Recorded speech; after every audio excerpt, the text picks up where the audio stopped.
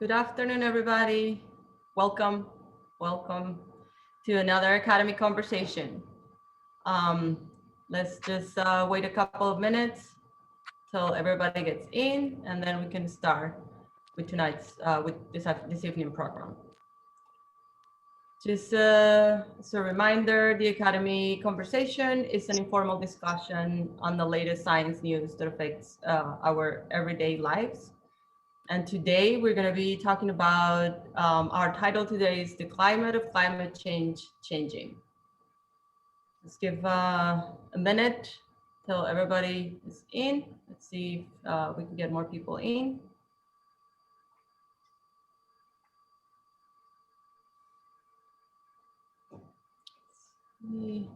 Welcome, everybody.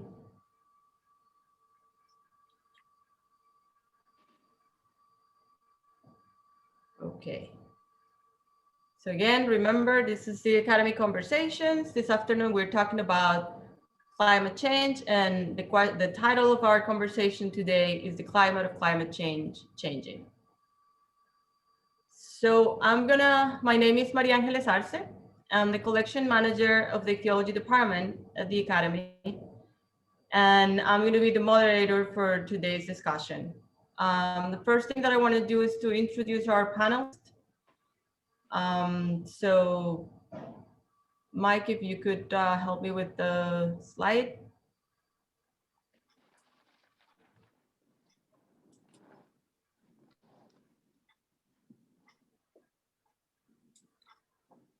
Thank you. So we have three panelists this afternoon. I'm gonna tell you a little bit about them, and then we can start the discussion. So our first panelist is Martina Granieri. She's the Policy and Program Coordinator in the Philadelphia Office of Sustainability, focusing on citywide environmental justice initiative, including the establishment of the City First Community-led Environmental Justice Advisory Commission. Before joining the Office of Sustainability, Martina worked in various roles as a teacher, farmer, and communications professionals, both here in Philadelphia and abroad, and brings a range of experiences together through the lens of climate justice. Martina, the floor is yours if you want to add anything to that and talk a little bit about what you want to talk today. Sure. Thank you, Mariangeles. I'm really excited to be here and talk with you all and answer questions, especially as it looks like federal policy is changing towards climate action, and to share a little bit about how the city of Philadelphia is responding and leading on climate action. Yeah, and I don't have too much to add. I'll shout out a resource that might be helpful for those who are interested. In January, the office put out a climate action playbook for the city of Philadelphia, which isn't a new plan, but rather a baseline assessment of existing activities and plans that Philadelphia has in place, and assesses how they come together to reduce greenhouse gas emissions and prepare for a hotter, wetter climate in our region and in our city. And so for anyone who's interested in diving a little deeper into some of the things that we talk about today related to city level policies and programs, feel free to check it out. But yeah, thanks so much for having me and looking forward to the discussion. Thank you, Martina. Our second panelist today is Richardson Dilworth. He's a professor of politics and head of the Department of Politics at Drexel University. He's editor-in-chief of the Oxford Bibliographies in Urban Studies. He's author of Urban Origins of Suburban Autonomy in 2005, and the editor or co-editor of 9 books, the most recent being with Timothy Weaver, How Ideas Shape Urban Political Development. Richardson, the floor is yours. Hi, thank you. I'm really happy to be here. I wanted to talk about, I think the relationship between national level politics and federal policy with regard to climate change. And I assume we're going to have a longer time to give comments, so I think I would just limit it to that for right now. Thank you. Thank you, Richardson. And our third panelist for today is Scott Quitel. He graduated from Brown University. He has an MBA and a JD from Temple University. He holds a wetland delineation certificate and an ISA certificate, and he's an ISA certified arborist. He's a faculty member of the Charles D. Close School for Entrepreneurship at Drexel University. He's also the director of social entrepreneurship. And in addition to this, he teaches at Philadelphia University. He has an extensive experience in ecological-based lands use planning, ecological restoration analysis, and ecological landscape design and construction. Scott? Okay, thank you, and likewise, I'm really pleased to be here, and I'll, along with Richardson, I guess I'll go brief on the intro, but I do have an overview whenever it's appropriate to kind of talk about what how I think of climate from my perspective. But in addition to my teaching at Drexel, I'm also the founder of Land Health Institute, which kind of makes me the tree hugger of the of today's panel, I think. So as a practicing restoration ecologist, for a couple of decades now, I've been deeply involved in basically healing our planet, healing the ecosystems of our planet. So something like climate change and what's going on around it is pretty significant to me. I will I'll throw out a few things that might even take us into some of the things we might talk about. But just in getting a few words together, I thought it'd be helpful, like, how does someone doing what I do think about the word climate and or the concept? And I think of a lot comes to my mind as a practicing ecologist, but I think of the climate as kind of a living, breathing system. Much in the way I think of the soil.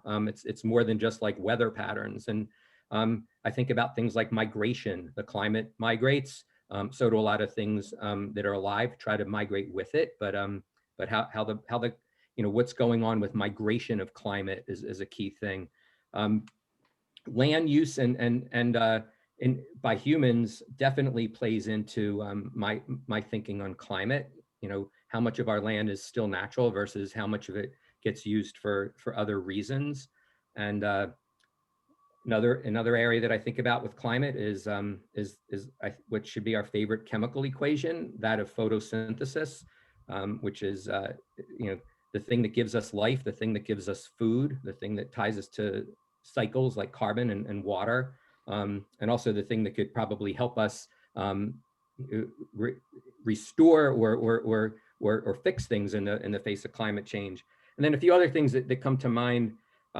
Climate change makes me think of the fires and the drought and the flooding that seems to be regularly happening. It makes me think about what we eat. Makes me think about like where my popcorn comes from and how many resources went into making each kernel of that corn, and what some of the opportunity cost was in terms of land in that. Think about the rainforests and coral reef systems and estuaries. Closer to home, I think about Philadelphia, and we're an estuary city. And I think about things like in the face of climate change, why are we still coming up with master plans that have us building literally right on the river?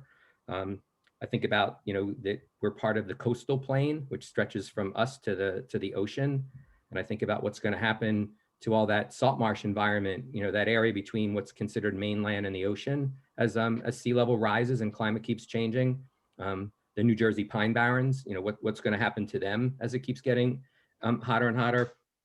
Lastly, which ties into what I do for my nonprofit and also weave into my teaching at Drexel, I think about the power of a couple things. I think about the power of education, how that really might underlie the cure, if there's such a word, for climate change, and getting people reconnected to the fact that we're from nature, and hopefully broaden the mind of people who are in charge of policy decision making to maybe take the thinking beyond things like emissions. So I'll leave it at that, but hopefully that'll help get things started a little bit.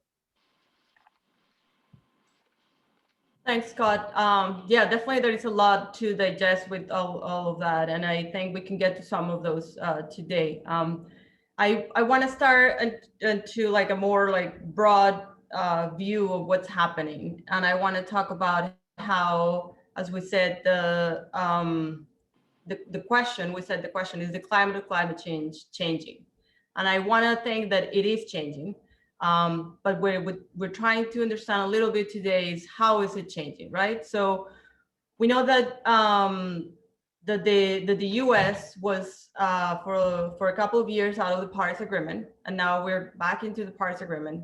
I think everybody here probably knows what the Paris Agreement is, but I'm just gonna like briefly summarize that it's an agreement between 196 that it was negotiated between 196 state parties back in 2016.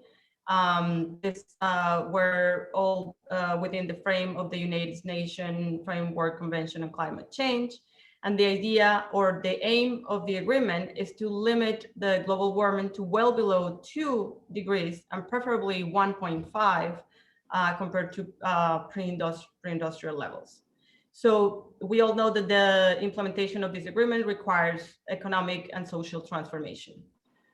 So in 2020, a lot of the countries, or all the countries that are in the agreement, submit their plans for how they will reduce their greenhouse emissions. And so also they communicate what will be their actions to build resilience to adapt.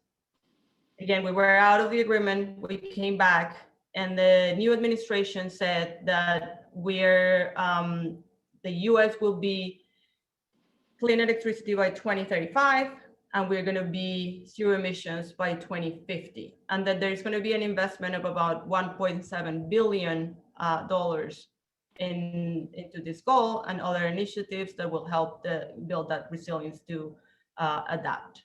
So I want to start a conversation with, is it all just about the emissions?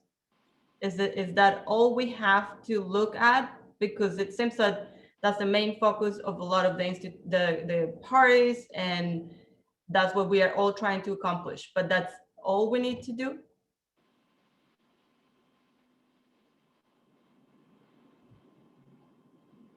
I'm happy to jump us off, and anyone feel free to interrupt me. Martina, sorry, just give me 1 second. I forgot to say that anybody can put the questions that they have in the chat, and we will be asking those questions to our panelists. And also you could use the raise hand function in the participants window if you have any questions for the panelists. Sorry. Go ahead. You're good. Well, I think that's something that's encouraging, at least from the executive orders that Biden signed in the first week of his presidency, were the environmental justice executive order that he signed, which focused on 40% of the benefits of federal projects being invested in environmental justice communities across the country, and also the Civilian Climate Corps, which is an economic program, but also focused on restoring public lands and helping to prevent things like wildfire. And it's an interesting and novel approach. And both of those ideas have come from a lot of different grassroots organizing. And I know specifically like the Civilian Climate Corps was one of the policy platforms of the movement for Black Lives. And so I think, thanks to that movement and that organizing, I think that the climate conversation on the federal level has expanded beyond just greenhouse gas emissions reductions to think about how we're making sure that our process to reduce greenhouse gas emissions is benefiting all people, and especially people who have been historically exempt from those benefits or actually been actively harmed by some of the policies and practices, both to reduce greenhouse gas emissions and in our industrial development. So I like to see it expanding, and I do think that the conversation has broadened, and also to adaptation and how we're preparing for the effects that are already happening.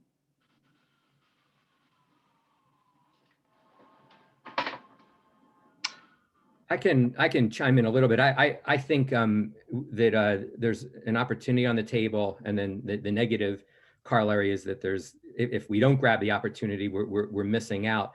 But if we don't start thinking about our relationship with the land more directly than we're doing right now, that we're not going to change behavior. And I think a lot of these policy changes that I'm reading about that are likely to happen, it's kind of like, we were able to clean water up to a large extent when the Clean Water Act was passed. And because why? It was kind of punitive. It said, you can't dump anymore. You're going to get fined, or there's going to be consequences. And we might be going down, hopefully in a more enlightened view with emissions. But I'm also curious about what the government intends to do.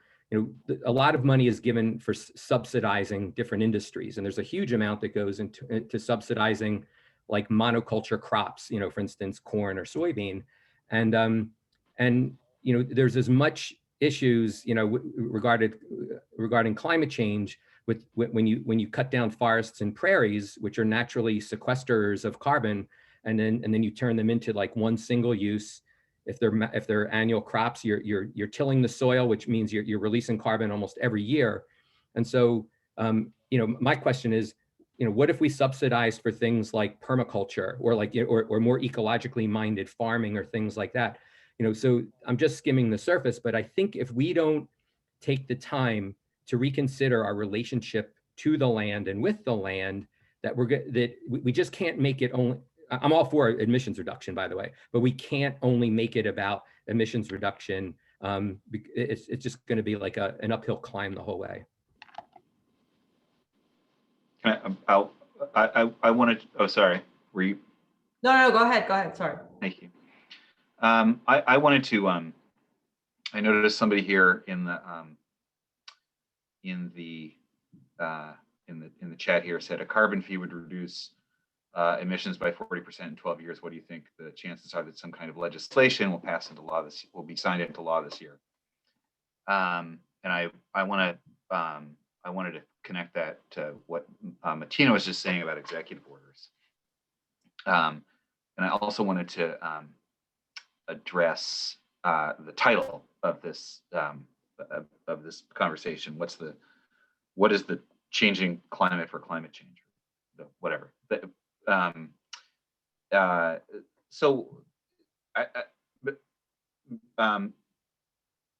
seems like the implicit message of the title is that ostensibly, I think during the Trump administration, it was maybe a less favorable climate for climate change policy, or policies that would address climate change, and that now that Biden's been elected and actually appears to be in office, we're in a better climate, and that of course, well, but I think that the overall climate isn't necessarily that we're in one administration or the other, or that at this moment the Democrats have marginal control over Congress versus in 2016. But the dynamics that have given us this, the dynamics that gave us not just the last 4 years, but the last 8 years, and there's no reason to think the next 4 years and the next 8 years as well, is that really fundamental dynamic that I think is driven by some pretty deep structural factors that are going to be hard to reverse, which is increasing polarization, increasing party polarization, and increasing party polarization that's matched by matched by something that's closely related, which is the really sort of even partisan split among the 536 elected officials in the federal government, the president and Congress. So the climate isn't one that we're in a new administration that conceivably is going to be friendlier towards climate policy, but it's that we have a really good expectation that in 2 years there will be a party switch in the House, given what we saw in terms of Republican gains in state legislatures, which means that there will be greater Republican control over redistricting, which will give Republicans an advantage in the 2022 House races, and obviously a razor thin margin either way in the Senate, and a popular vote combined with an electoral college vote that means that future presidential outcomes are going to be pretty narrow. And whether or not following Trump there will be an incumbency advantage to sitting presidents is relatively unclear, I think. So the climate, I don't think, is necessarily either the Trump administration or the Biden administration. The climate is the fact that we had one president for 4 years who was vastly different than the president we had prior, and now we have a president 4 years later who's vastly different from the president that we had 4 years ago. And we have a Congress that's vastly different from the Congress that we had 2 years ago. Excuse me, my cat just opened my door. So the climate, I don't think, is sort of friendly or not friendly. The climate is the fact that you've got this like relatively rapid turnover that's fueled by this polarization with this really sort of razor thin margins. And that connects to the question about legislation regarding carbon fees and the recent Biden executive orders, because that's exactly the context where you have Congress as a sort of deliberative legislative body that's not going to be able to do much, right? That's going to default to a status quo, given the number of sort of veto points that you have within that body, combined with an executive branch that has the power of executive orders over a very large federal bureaucracy where, executive orders mean that you can do a lot with that bureaucracy in the absence of new legislation. So when you have an executive branch that's empowered because of congressional deadlock, you're going to default to executive orders rather than legislation. And executive orders are going to be easier to change with the new administration. And I don't see any reason to think that we're not going to have in the future this relative sort of ideological zigzagging between administrations. So, while I'm personally think that, while I personally think that rejoining the Paris Agreement certainly seems positive to me, the executive orders certainly seem very positive to me. I think the larger concern is that they are executive orders, and that the potential for new legislation seems relatively limited. I mean, certainly the 1.9 trillion COVID relief package seems like it's doing quite well, but that might be the one big agenda item that can get through before 2022, when we could easily have a more evenly split Congress and a more evenly split House that's going to further prevent any large new legislative packages coming through. And I think this is especially important for climate policy, because so much of climate policy has to be long-term policy. It has to be long-term planning towards long-term goals, which is precisely the thing that we seem institutionally less capable of doing. That was kind of negative. I'm sorry, but no, that's fine. This is a hard topic, and it's we're trying to look at all the angles, and I think that's an interesting point that I haven't considered into like the big picture of how like things are being managed through executive orders, and not like a long term a plan that goes across different administrations. Because you're right, when it changes again, then what's going to happen? Yeah, I don't know. I don't know if that even has an answer, or it's just, I mean, it's more like a rhetorical at this point, of what's the plan. I don't know, Martina, if you, what the city is planning. Does the city has a long-term plan? Or is it just also dependent on what's happening and with the upper powers? Yeah, I think that, I agree with what Richard is saying, that, a lot of times, and not just on climate issues, but on a lot of systemic issues, the time scale of political turnover isn't conducive to the deep transformational, long-term hard work that it takes to create change. And, I'll be optimistic and say that sometimes when things can't be moved forward on the federal level, it can be moved forward on the state level. And if it can't be moved forward on the state level, sometimes it can be moved forward on the municipal level. And obviously, there's gatekeepers at every level. And when the federal level is aligned with what a city or a state wants to do, it makes it that much easier.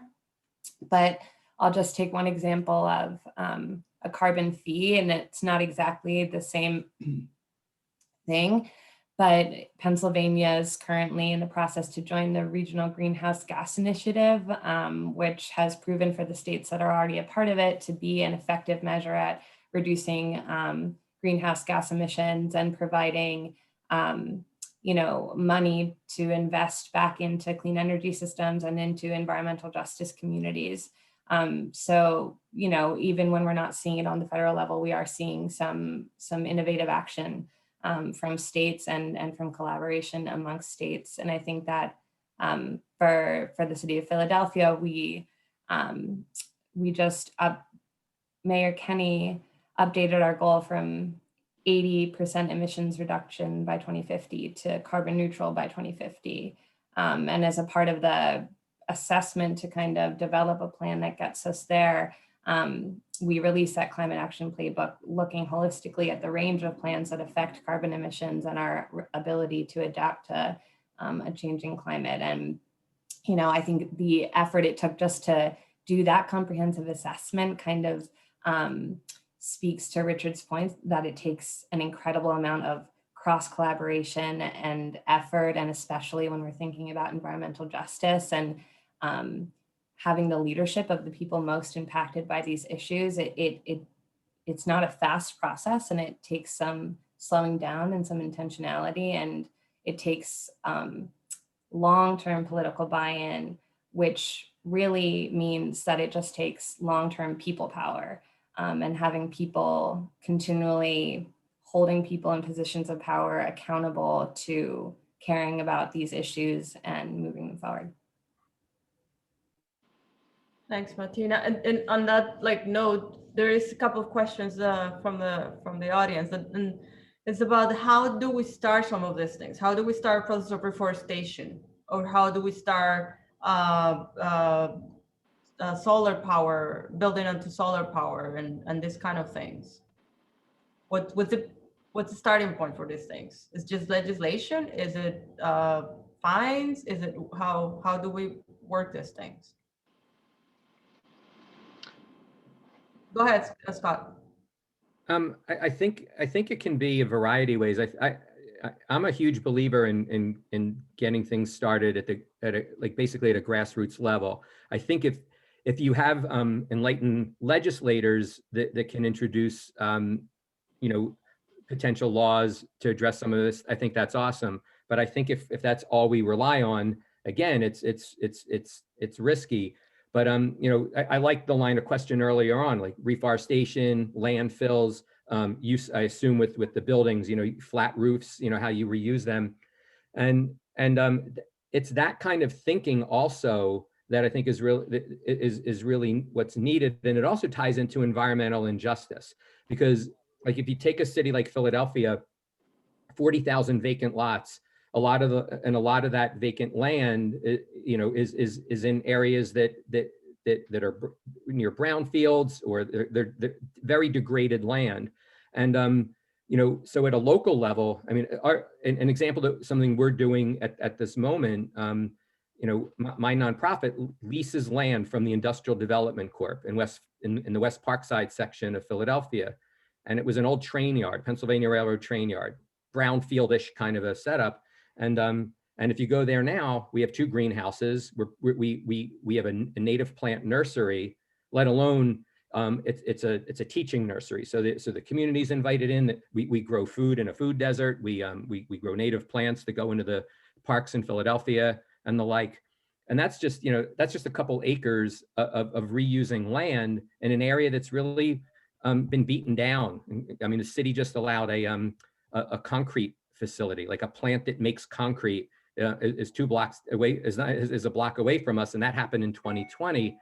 Clear example of environmental injustice in West Parkside. But on the flip side, if you can take degraded land and turn it into green use, which again is then sequestering carbon, you're growing food organically, that kind of thing, it makes a difference. The landfill question is a good one. Back in the early 2000s, I did a lot of field work on Fresh Kills Landfill, which is like the largest landfill, or was in the United States. You could see it, NASA can see it. You can go up in the space rocket or something and look down, and there's the Staten Island landfill. And so I was involved in the early planning of seeing what's there and how things respond, ecologically when you stop using it as a landfill. And if you go there today, it's in a continual process of being remade as a park. And so this landfill that, as the trash biodegrades, if it's or degrades, you can put forest on top of that. You can put plants and stuff. And so I really think that when you do things at a local level, but then you also kind of, and you have knowledge in pushing your legislators to consider some of this, then you get it done at a block at a time, and then hopefully you also have it done at a strategic level from knowledgeable legislators. Thanks, Scott. I have a comment. Go ahead, Rich. Oh, I wanted to respond to some of the comments that I'm seeing here. Yeah, that's probably weird. And I also wanted to, and I also wanted to just say, I thoroughly agree with what Matina and Scott were saying. I mean, I actually think that it's one of the most fascinating institutional sort of evolutionary developments of the last 50 years. The fact that large cities throughout the world became sort of leading proponents for climate change policy. In a lot of respects, it makes no sense whatsoever that these would be the locations as sort of sites for climate change policy. And it's I think a fascinating development, and one that I certainly don't quite understand, but I think is terrific, and also is I think a key component within the sort of grassroots localized efforts that accumulate into meaningful change that Scott was talking about, which certainly are at the sort of certainly form the material that informs good legislation and good policy moving forward. Because I mean, that you can't create that in a vacuum. You'd never want this to come just from legislators. Right? I wanted to just somebody as now that I've passed, I don't see the comments I wanted to respond to anymore. But there was a question. There was a series of conversations in the chat about sort of developing bipartisanship for climate policy on the basis of energy independence. And I think there were comments about the fact that that public opinion would suggest that there's relatively broad support for climate policy, which should ultimately translate into some kind of bipartisanship within institutional spheres like Congress and stuff like that. One thing I think is really interesting about the energy independence question is the question of fuel efficiency standards. So federal fuel efficiency standards by my understanding, start as an energy independence policy. It's that they're first an energy independence policy in the 1970s, following the energy crises, and only later do they really become an environmental policy. Only later do they really become something that is supposed to be reducing fuel consumption for the purposes of reducing tailpipe emissions. So, and then we come full circle where the Trump administration is, where ambitious and aggressive fuel efficiency standards become a hallmark of a Democratic administration, where and then whereas rolling back those fuel efficiency standards and attempting to take away California's waiver for fuel efficiency standards becomes a hallmark of a Republican administration. And then 4 years later, we have the whiplash of undoubtedly going back to something like the Obama era fuel efficiency standards. I think that the issue there is that these policies are so broad, and regardless of the actual meat of the policy at the federal level, they can be interpreted and they can be framed in multiple ways so that the actual substance of the policy is not the thing that's going to drive the partisan divides over that policy. It's that the partisan divides that partisan divides are going to find different ways to market different policies to different audiences, which will then have a recursive impact later on the shape of those policies later on. So I think that the thing that people are suggesting could make make climate policy bipartisan is exactly the way that existing partisan climate policies started through energy independence. So I think that there's only a loose correspondence with that partisanship and the actual policies. I'll stop there, but I just wanted to comment on what I saw there in the comments.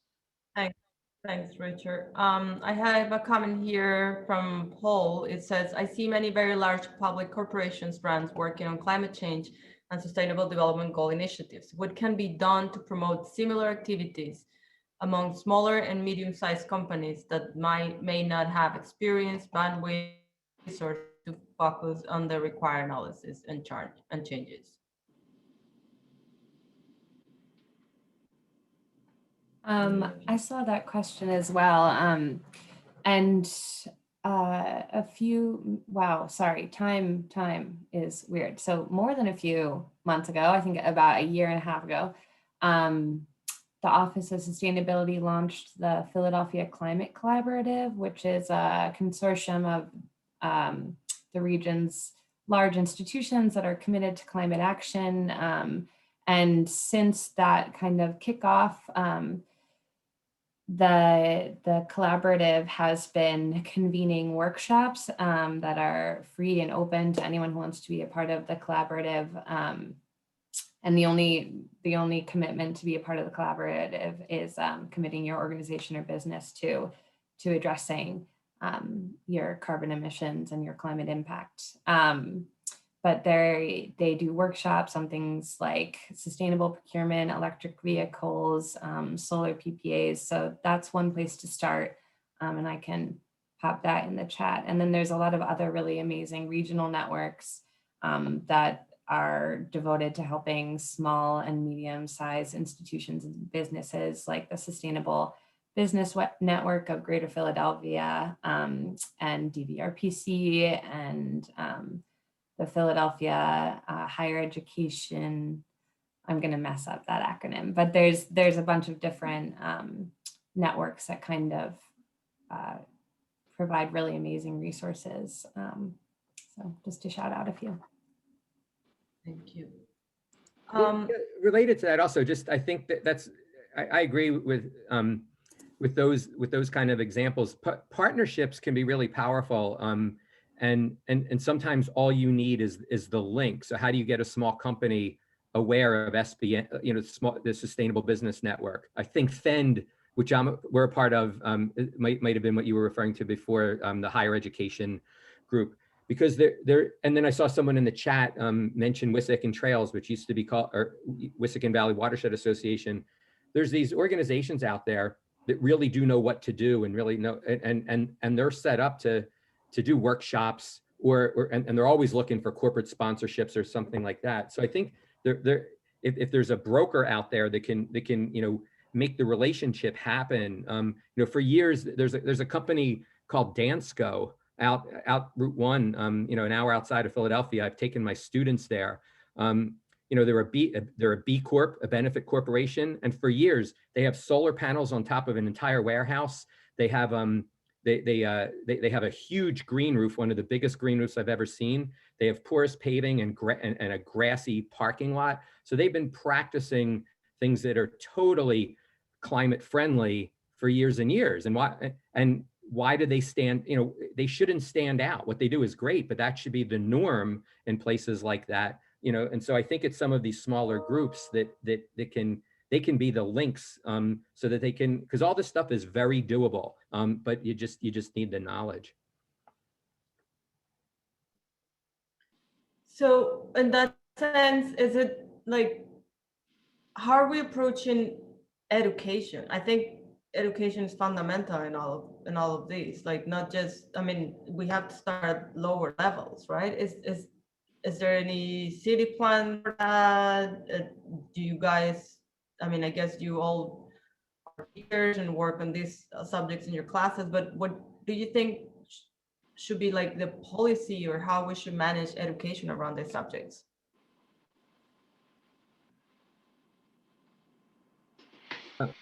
I'll cut me off if I go. This cuts to the core of what I do, and so as we speak, like our both at through my own department at Drexel, and then through my nonprofit, we have several proposals in front of educational funders to basically turn education inside out and make it an outdoor-based model where very hands-on and very immersive, starting at pre-K. So, as we speak, we have models that we're trying to put in front of, large funders that care about, different kinds of education. And we're actually trying to make that happen. But I think education is absolutely the key. And the people that are really going to be effective in changing how our world looks and feels, hopefully they're us on this call, but they're the kids, right? So because they're born into this. And you can be in kindergarten and you can learn about, issues that relate to the climate, but you learn about them in an immersive way. It's not a textbook way. But I believe, and it also ties, I saw some other questions earlier in the chat relating to jobs.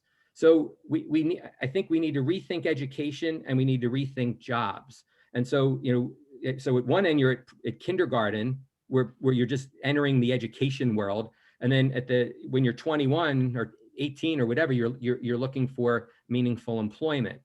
And too much to this very day, I've had conversations with people like in West Virginia, they cut the tops of mountains off because they can easily extract bituminous coal from it. And not to oversimplify, but what's the justification? Well, we need the jobs. We're a poor state. And you can't keep doing things based on jobs.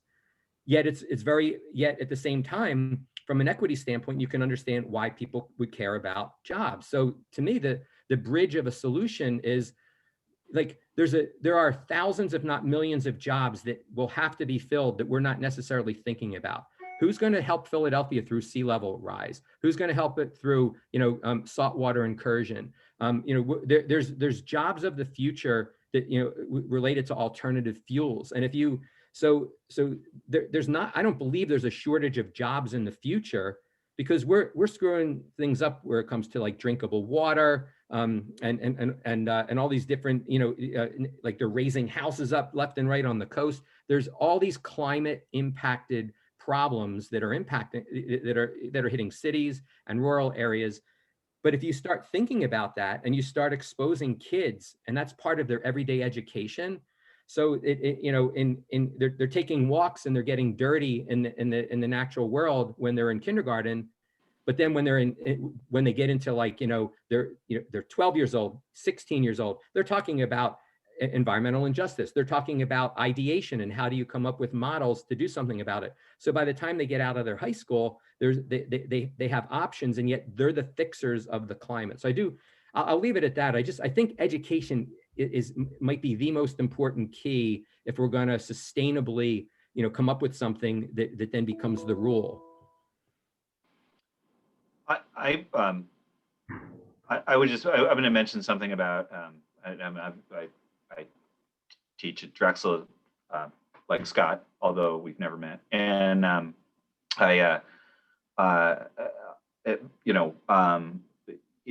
we just, at Drexel, myself and a few other people just put together a new minor, an undergraduate minor on climate change. And, it's part of an effort that we're trying to put climate change into the university's core curriculum. It's something that really affects virtually every area of study, especially the kind of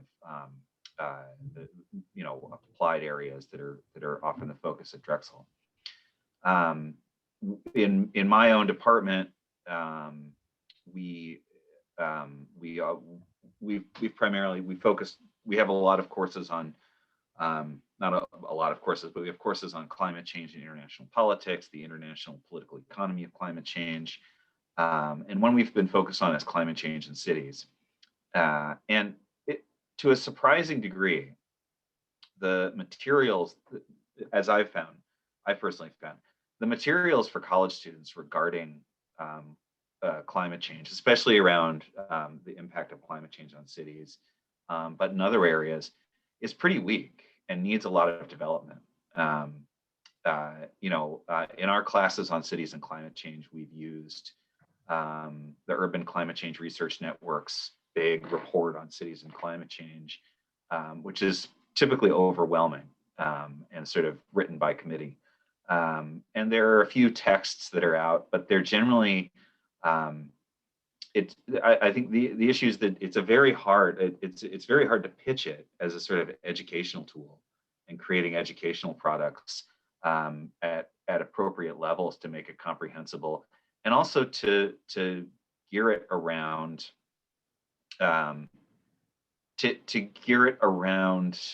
motivations of students, which are career related and stuff like that. I mean, I thoroughly agree that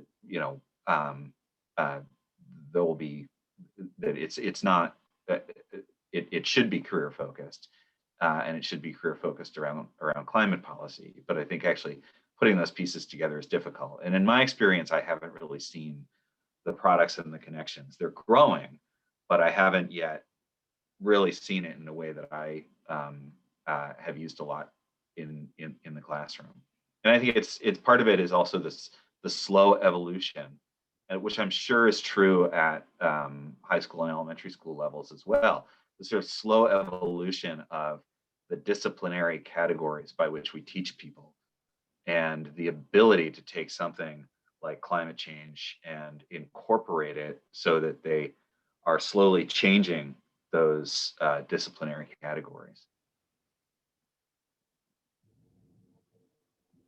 Yeah, and to build off of that, and kind of, I think what I'm hearing from both of you is this gap between the information about climate change that exists and translating it so that it's actionable for people across a range of disciplines and lived experiences. And I know that there's a bunch of different resources about climate change communication out there, but one thing that I've noticed is really the successes of a lot of progressive environmental policy and wins. Like, we think about pipelines getting shut down, like these huge successes are often from people who are communicating about climate and relating it to justice and liberation and lived experience of people and how it affects daily life and quality of life. And I think that, a lot of people are talking about climate change, they are talking about the environment, but they're maybe not using the same scientific discourse or political discourse that these kind of institutional spaces use. So I think that when we think about communicating and education around climate change in Philadelphia or anywhere, it's about, you know, broadening the discourse and incorporating a range of expertise and a range of vocabularies in that discussion, so that we're talking across disciplines, across areas of knowledge to build together towards these solutions, so that we're bringing more and more people into the dialogue and into our shared goals and visions. Because I think that, you know, we all care about climate change because we care about our communities, and bringing it back to that always, and saying, yes, there's a very complex piece of legislation that I want to pass, but it's related to how much you're going to be paying in your energy bill, you know, and creating those connections that, you know, make sense, but sometimes aren't so clear because they're buried behind a lot of political discourse. So I think that, you know, as far as what I'm thinking about the Environmental Justice Advisory Commission and how the Office of Sustainability communicates to people, you know, that's kind of where we're thinking and where we're coming from. Yeah, I think that that also goes to maybe a little into the whole environmental justice and how the communication is probably on the education, it's somehow elite. It's not like across everybody. So it's not to the language that everybody will understand. It's not like talking about the issues that are affecting me directly in my backyard. And so, yeah, I mean, I agree with all of you that education is the most important portion of all of these, because we need to educate from the little kids, so we generate adults that are aware of what's happening and can take action and continue actions that hopefully we are starting at this point. We have about 8 minutes. So let me Can see. I comment on what this person's saying? It's just an anecdote, really. Yeah, go ahead. We had and I'm probably going to pronounce her name wrong. The Nutter's final sustainability director, Catherine Gajewski. She came to our, you know, she did a guest lecture for us. And she made a fun sort of comment that I thought was really interesting, which relates to what Catherine Christopher just said right here. And Gajewski talked about going to sort of retirement communities in Philadelphia and talking about the Office of Sustainability. And one thing she said was that it had never, nothing like what she said had ever occurred to me, but she said, you know, one thing that's really important in terms of communicating climate change is the memories of earlier generations, of older people, because they remember things like the Schuylkill River freezing over, or, you know, a different, you know, really different weather patterns that are actually meaningful collectively in terms of communicating the really sort of lived experience of a changing climate over generations. I mean, so there, I mean, that's sort of, it's almost an oral history project of sort of, you know, of reflecting climate change. I need to match an anecdote with Richard's anecdote, because on Wednesday, I have a guest coming into my diversity entrepreneurship class. Her name is Barbara Shaman. I'm sure she'd appreciate having her name shared, but she's talking about age diversity. And she, you know, she's in her 70s now. She's been through quite a life, to put it mildly. And she actually co-wrote a class that's being taught at Temple on ages uniting rather than discriminating. And, you know, because the young get this, you know, don't get listened to, and the older people don't get listened to. And she's like, why don't we why are we not bringing each other together? It makes the resources so much more impactful. And so I totally agree. I think it was Catherine's note, you know, my point isn't it's only with the kids. I think when you start teaching, then you make it infectious. Kids are really good at pulling their parents in, and so you really can, you really can do that. But it's not, it's really like it has to be inclusive. Like it's not just any one group, and you know you know, elderly people. I mean, I'm in the getting in the elderly, you know, people category. Like, you know, we have certain, you know, experiences that youth don't have, and then vice versa. And then I also appreciated some of the thread I've seen in the chat about the time element. And I think I heard Richard refer to this too. You know, we don't have all day for this. Like if we in things moving slowly and that kind of thing, like there's, you know, we're talking about the COVID epidemic or pandemic, you know, our disconnect with nature, it's an epidemic. And that's really that lack of education, that disconnect with what we're doing.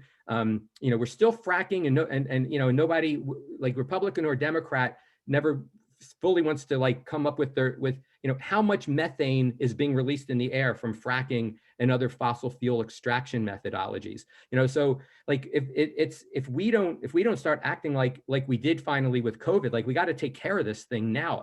You know, we can't just wait on it and put all those resources. That's where we are right now. So it's really it's all age groups. And I just wanted to, you know, share that. And then one last thing, as educators at Drexel, I mean, Richard's right. We haven't met before. It sounds like we've run into also certain issues. Like, you know, I'm in an entrepreneurship department, and I'm the eco guy. So I'm trying to get ecologically minded entrepreneurship off the ground. It's not an easy thing, and we don't teach it regularly. And now I'm trying to get more involved in the environmental science department, you know, at Drexel, because we're not producing, you know, Drexel's an experiential education place. We have been since our inception. We should be training our undergrads to fix the climate, right? They need to learn more than textbook. Not that it's not all textbook, but they you know, like we could be the place where, you know, policy people can come out of, you know, Richard's department, you know, and other people that really understand restoration from and how it relates to carbon and emissions and things. So I think but we need to act with urgency, like way more. So I totally share that as well.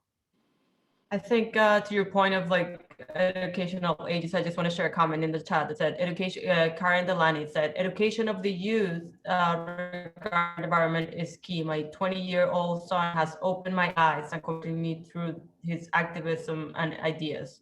The older, less environmental friendly generation will, well, that part we already discussed, that we don't need to not educate everybody, but that was nice that like she talked about how she was influenced by her son. Let me see if we have a couple more questions in here. I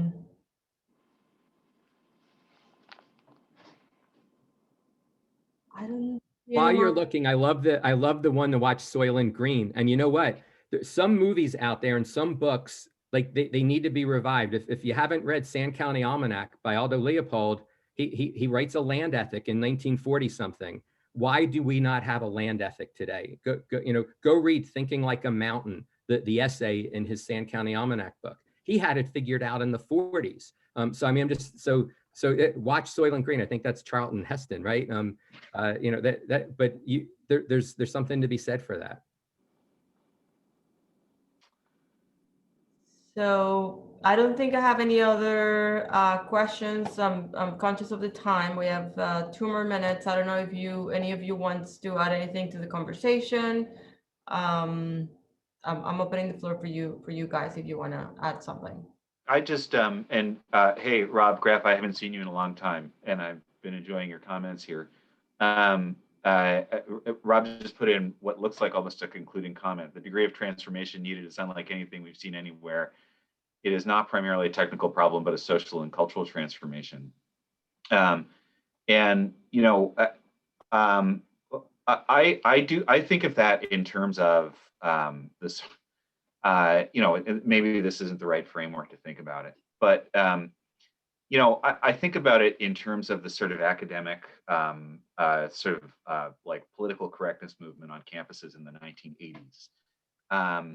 And that was sort of, you know, and I think to a great extent, you can't underestimate the extent to which that fueled a Republican backlash. You know, in terms of creating a reaction that created sort of conservative movements on college campuses in response to sort of political correctness movements, especially in sort of social science departments on campuses, but also sort of left campus groups. And then all of those, conservative movements on campuses, creating new campus newspapers, and feeding into things like the Washington Times and the Heritage Foundation, and creating a new network, and where previous youth movement for the Republican Party and the conservative movement didn't exist previously. That I think sort of explains to a certain extent an amount of our politics. Yet I also think how absolutely powerful the political correctness movement was in so many respects, in terms of focusing on the sort of micro behaviors of language and sort of individual level interactions. Intrusive, sometimes oppressive, but amazingly effective in terms of having a real cultural impact. And its cultural impact can be measured by the extent of a backlash. And I think really impressive. I mean, the language that we use today is fundamentally shaped by that academic movement. And there's nothing equivalent to that in sort of a field of climate change, but there could be, and I mean, there sort of is, like, people not liking SUVs or whatever, but it's not the same level of sort of combativeness that you had over pronouns and earlier sort of language reformation. But there could be, and it's dangerous, because it creates a strong backlash, and it becomes a sort of culture war that could be really sort of impactful. But it is also, it's impressive. Anyway, I didn't have any strong point, but I just wanted to respond to Rob's comment. Thanks, Richard. And real fast, just because I know we're out of time, but I agree with Richard in brief, in that I think Rob's comment, but I have to go back to it, about the degree of transformation. That's what, and that's like in the outset when I was trying to give my thoughts. If we think it's only about emissions, it's not. It's mind change, it's behavioral change, it's total lifestyle change. And if we don't grasp that and start literally incorporating that into our daily behavior, like we have to stop having Earth Day. You have to every day's Earth Day, not once a year kind of a thing. It's so I really think he captured that extremely well in his comment there. Thanks, Scott. Martina, any closing remarks you want to share? Yeah, no, I'm just encouraged by the conversation and everyone participating in the chat. And I agree, there's just an incredible shift and movement that needs to happen. But every time I engage in conversation like this, I'm so encouraged about how critically people are thinking about it. So thanks for having me today. Well, thank you everybody for joining the Academy conversation today. I hope we get to answer some of your questions. I know there was a lot of conversations in the chat, more than actual questions for the panelists, but I think it was a really good discussion, very informative. And thank you all for coming. And I hope to see you next time that we have a conversation. Thank you. Thanks a lot. Thanks. Thank you. Thanks. Bye.